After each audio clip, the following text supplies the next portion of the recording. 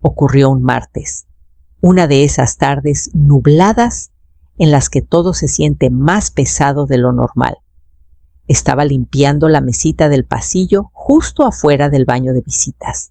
Digo de visitas, pero en realidad era mi baño, el que Marisol se aseguraba de llenar con jabón genérico y la toalla descolorida que traje de mi antigua casa, esa que ella siempre decía que olía a guardado. El florero era alto, de cristal azul pálido. Creo que fue un regalo de boda. A Marisol le gustaba ponerlo cerca de la ventana para que la luz de la tarde lo iluminara. Lo había limpiado muchas veces antes, pero ese día, al estirarme para limpiar el estante de abajo, mi mano tembló ligeramente, los dedos entumidos por la corriente fría que siempre se colaba bajo la puerta. El trapo rozó la base del florero. Se tambaleó. Intenté atraparlo, demasiado lenta. Se estrelló contra el suelo de cerámica en un estallido limpio repentino. No fue ruidoso, solo lo bastante agudo para romper el silencio. Me agaché de inmediato, con el corazón latiéndome en los oídos. Lo siento mucho, susurré, sin dirigirme a nadie en particular, tal vez al propio florero. El agua se derramó entre las grietas, empapando la tela suave de mis pantuflas. Entonces escuché pasos, pesados, rápidos. César apareció primero. Su rostro ya estaba crispado, como si hubiera estado esperando cualquier excusa para estallar. «Ya ni siquiera puedes tener cuidado», espetó su voz resonando en el pasillo. Eso era de la tía de Marisol. «Lo limpiaré», dije en voz baja, alcanzando los pedazos más grandes. No esperaba que se arrodillara a mi lado, pero tampoco esperaba lo que vino después. «No, ya basta». Su voz se suavizó, pero golpeó más fuerte. «Ya has causado suficiente daño aquí, mamá. Creo que es hora de que te vayas. Para siempre».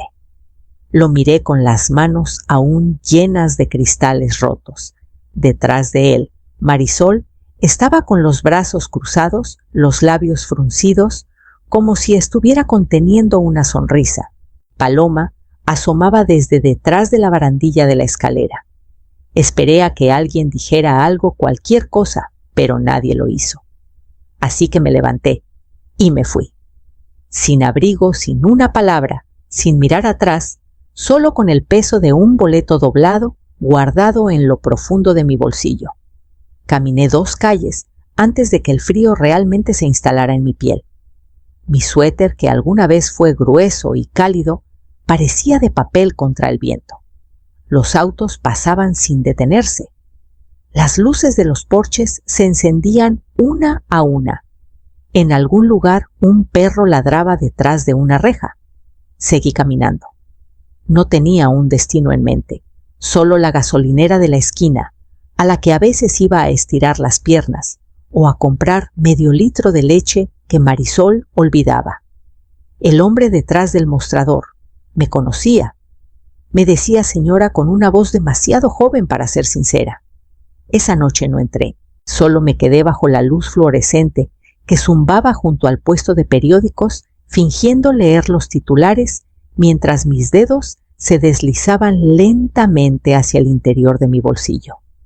El boleto de lotería seguía ahí, todavía seco, todavía doblado cuidadosamente en tercios, como lo había guardado durante semanas. Lo compré por impulso con mi último billete de 100 pesos, entregado en la caja, mientras Marisol miraba las bebidas energéticas. Me dijo que no gastara en tonterías, pero lo escondí en la manga de mi chamarra antes de que lo notara. Una pequeña rebeldía, un momento de capricho. Los números no eran especiales, solo los que recordaba el cumpleaños de Paloma, la edad a la que conocí al padre de César, la dirección de la sastrería donde trabajé antes de que mis manos empezaran a doler. Había un banco pequeño afuera de la lavandería de al lado. Me senté y saqué mi viejo celular de tapa. El internet apenas funcionaba, pero eventualmente los resultados de la lotería cargaron poco a poco. Comparé. 1 vez. 2 veces. Luego otra vez despacio. Mis dedos temblaron. Todos los números coincidían. Mi aliento se quedó atrapado en la garganta. No solo 3 números, no una coincidencia parcial, todos y cada uno. Apreté el boleto con más fuerza, doblándolo de nuevo con cuidado. Una mujer pasó con una canasta de ropa. Le sonreí. No me devolvió la sonrisa. Me levanté y me alejé de la luz de la calle. Mi cuerpo aún dolía y mi orgullo escocía por el golpe de haber sido echada, pero algo dentro de mí había cambiado. Ellos no sabían lo que tenía y no planeaba decírselos, no todavía, no después de todo lo que había dado. Esa noche dormí en el vestíbulo de una iglesia. No era cálido, pero estaba seco, y la recepcionista no hizo preguntas cuando dije que necesitaba descansar unas horas. Me acurruqué en un banco de madera bajo una colcha descolorida que alguien había dejado en un rincón. No me quité los zapatos. El boleto seguía en mi bolsillo. El sueño no llegó fácil. Mi mente retrocedió como siempre lo hacía cuando el mundo a mi alrededor estaba en silencio. Pensé en mi antigua casa, la que vendí por menos de lo que valía para que César pudiera pagar el enganche de la suya. En ese momento sonó tan agradecido. Solo hasta que estemos bien parados, mamá. Le creí. Recordé la pequeña cocina de esa casa, las encimeras rayadas, la silla tambaleante que me negué a reemplazar porque mi esposo la había construido. Él nunca fue perfecto, pero se quedó hasta que el cáncer se lo llevó. Pagué esa casa sola años de coser cortinas y botones hasta que mis ojos ardían. Cuando César pidió ayuda, ni siquiera fue una pregunta. Y cuando la depresión posparto de Marisol se apoderó de ella después del nacimiento de Paloma, me mudé con ellos. Cociné, bañé a la bebé, me despertaba cada 2 horas mientras ellos dormían. Decían que no lo habrían logrado sin mí. Pero una vez que Marisol se recuperó y su carrera despegó, quedó claro que ya no era la ayuda que necesitaban, solo la que toleraban. Aún así me quedé. Me dije que era afortunada, tenía un techo, tenía familia. Incluso me convencí de que el silencio en la cena no era frialdad, sino cansancio. Pero mientras yacía en ese banco de la iglesia, con las rodillas pegadas al pecho, me di cuenta de algo. No solo les había dado mi dinero, les había dado mis años, mis manos, mi tranquilidad. Y ellos me dieron un silencio roto y una puerta a la calle. Afuera el viento aullaba contra las vidrieras. Sostuve el boleto cerca de mi pecho y respiré lentamente. Por la mañana supe que no volvería ni a esa casa ni a ese papel nunca más. Por la mañana caminé hasta el comedor cerca de la terminal de autobuses. Era pequeño, ruidoso y olía a café quemado, pero estaba abierto. Pedí un plato de avena y un café negro con el último billete de 50 pesos que me quedaba. La mesera me miró de arriba abajo, pero no dijo nada. Solo era otra mujer invisible ocupando una mesa. Comí despacio pensando en las últimas semanas en esa casa, la casa de mi hijo. El frío no estaba solo en el aire, estaba en la forma en que Marisol dejó de mirarme, como si el contacto visual pudiera admitir que aún estaba allí. Estaba en las notas pasivo-agresivas que César dejaba en el refri. No olvides limpiar las encimeras. Por favor, no quemes el arroz otra vez. Paloma la dulce. Paloma también se había vuelto silenciosa conmigo. Antes me ayudaba a doblar la ropa o se sentaba a mi lado mientras cosía botones. Últimamente apenas levantaba la vista de su celular. El frío tenía un ritmo. Marisol donó mi chamarra sin preguntar. Dijo que era demasiado vieja y estorbosa para conservarla. César desconectó el teléfono fijo que usaba cuando mi celular dejó de funcionar. Sin explicación. Un día simplemente dejó de sonar. Mi cuarto, el cuarto de visitas como lo llamaban, se hacía más pequeño cada mes. Primero desapareció el librero, luego la lámpara extra, después el espacio en el cajón. Marisol dijo que lo convertiría en su cuarto de meditación, como si eso justificara apilar mis cosas en una caja de plástico en el pasillo. Me había vuelto cuidadosa con cada paso que daba, cada respiro que soltaba. Limpiaba en silencio. Cocinaba sus comidas de memoria. Nunca pedí nada. Ni siquiera subía el termostato cuando me congelaba. No quería causar tensión, como dijo César una vez. Me dije que estaba siendo respetuosa. Ahora veo que estaba siendo borrada. Salí del comedor, con el estómago lleno pero el pecho vacío. Aún así, el boleto en mi bolsillo latía como un pulso constante silencioso esperando. Pasé por una inmobiliaria con un letrero de "Se solicita ayuda" pegado en el cristal y seguí caminando. Caminar hasta la oficina de la lotería requirió 2 camiones y un tramo de 15 minutos por una banqueta agrietada llena de hierba. El edificio estaba escondido entre una tienda de videos cerrada y un centro de préstamos. No parecía un lugar donde las vidas cambiaran. Pero entré de todos modos. El recepcionista era un joven con un diente roto y una placa que decía Emiliano. Me saludó con esa cortesía vacía reservada para los ancianos y los desaliñados. ¿Viene a revisar un boleto?, preguntó ya extendiendo la mano. Asentí entregándole el papel doblado con tanto cuidado como pude. Lo escaneó, luego se detuvo. Sus ojos se abrieron ligeramente y ladeó la cabeza como si no pudiera creer lo que veía. Señora, creo que querrá hablar con mi supervisora. Mi corazón comenzó a latir más rápido, no de emoción, sino de miedo. Miedo de que no fuera real, o peor de que lo fuera y alguien intentara quitármelo. 10 minutos después, una mujer con un blazer azul marino me llevó a una pequeña oficina. Su tono era tranquilo ensayado, pero noté cómo alisó su blusa antes de sentarse. Señora Salazar, comenzó, hemos verificado su boleto. Coincide con los números ganadores del sorteo del sábado pasado. Asentí lentamente. ¿Y la cantidad?, susurré. 52 millones de pesos, dijo mirándome a los ojos. Después de impuestos, recibirá aproximadamente 40 millones. No lloré, no grité, solo me quedé muy quieta, con las manos cruzadas en mi regazo, dejando que las palabras se asentaran en mis huesos. Me entregó un paquete de formularios y explicó mis opciones: suma total, anualidades, cuentas nuevas. Escuché, pero ya lo sabía. Les pedí que transfirieran el dinero a un banco nuevo, no al que estaba ligado a la casa de mi hijo. Un nombre limpio, un comienzo fresco. Isidora Salazar, titular única de la cuenta. Cuando salí del edificio, el viento atrapó mi chamarra y levantó el cuello alrededor de mi rostro. Por primera vez en años no me molestó. Pasé por una cafetería, me detuve y sin razón alguna compré un pay de limón. Lo comí despacio, sentada en una mesa de metal afuera de la cafetería, viendo el tráfico de la tarde pasar.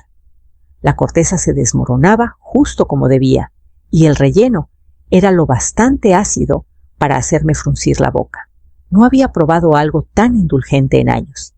Ni siquiera sabía si me gustaban los país de limón, solo sabía que no tenía que pedir permiso para probar uno. El café que pedí para acompañarlo vino en un vaso de papel con mi nombre mal escrito, Isidora. Sonreí. Ese pequeño error ridículo parecía un nuevo capítulo, no exactamente quién era ni quién solía ser. Tal vez eso era algo bueno. Nadie sabía dónde estaba. César no había llamado. Marisol no había mandado mensajes.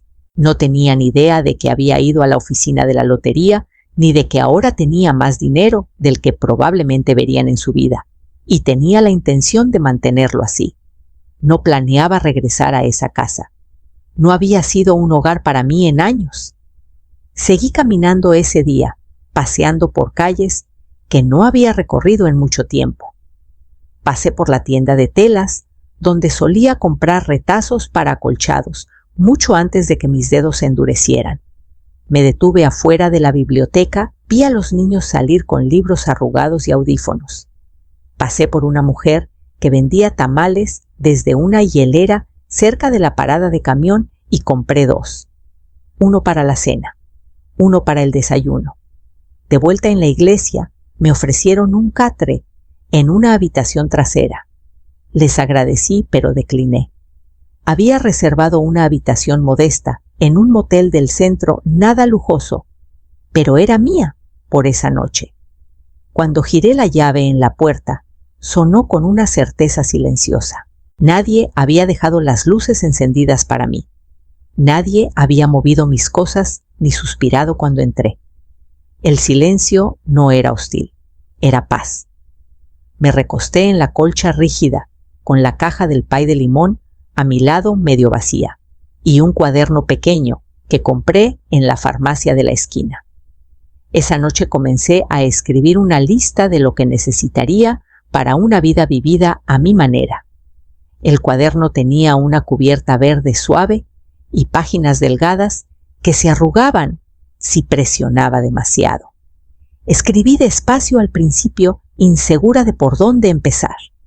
Una casa garabateé en la parte superior, no grande, no lujosa, solo mía. Un lugar con ventanas que se abrieran bien y una estufa que no temiera tocar. Subrayé mía 2 veces.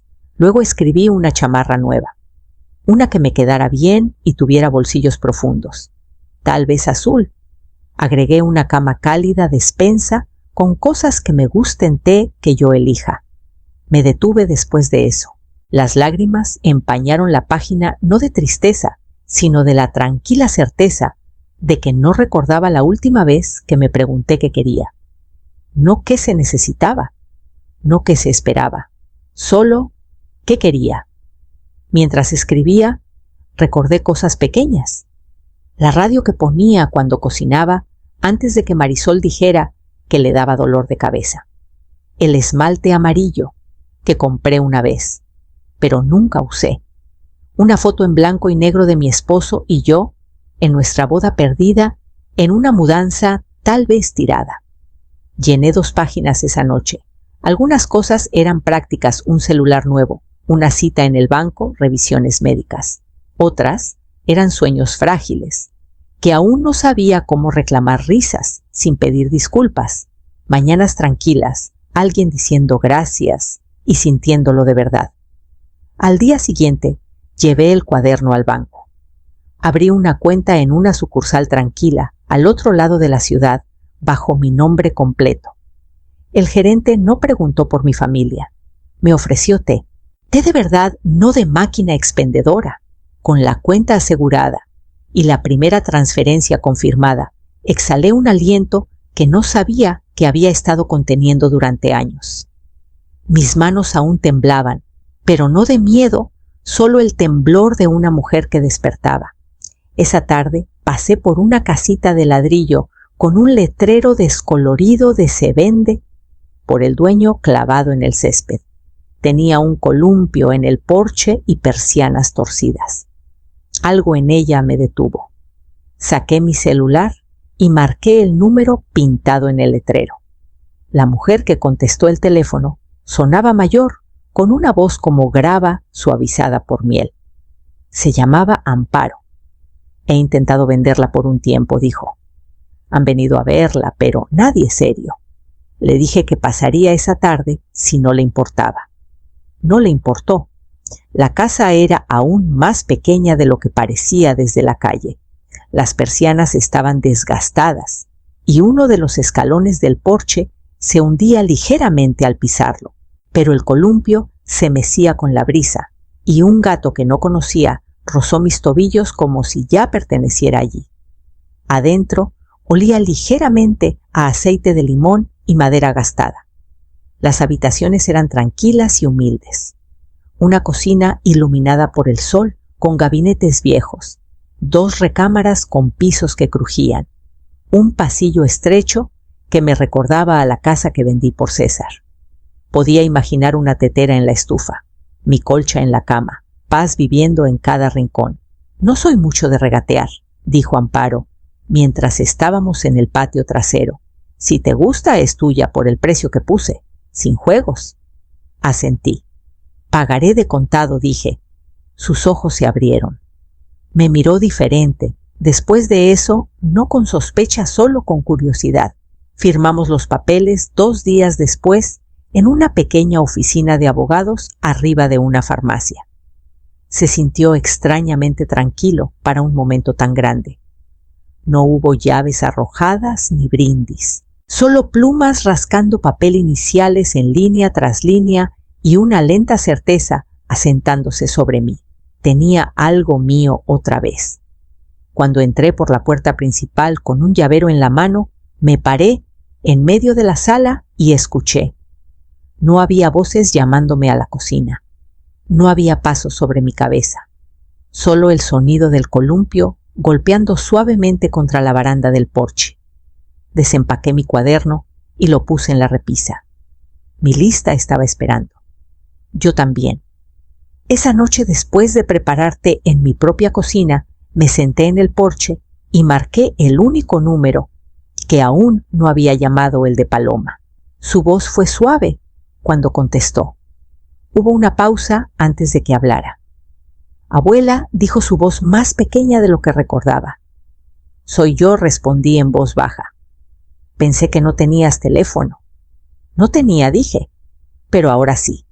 Escuché un roce como si se moviera en su cama o saliera al patio. Luego preguntó, ¿a dónde fuiste? No había enojo en su voz, solo curiosidad, la clase de curiosidad que flota entre las personas cuando nadie sabe quién debe hablar primero.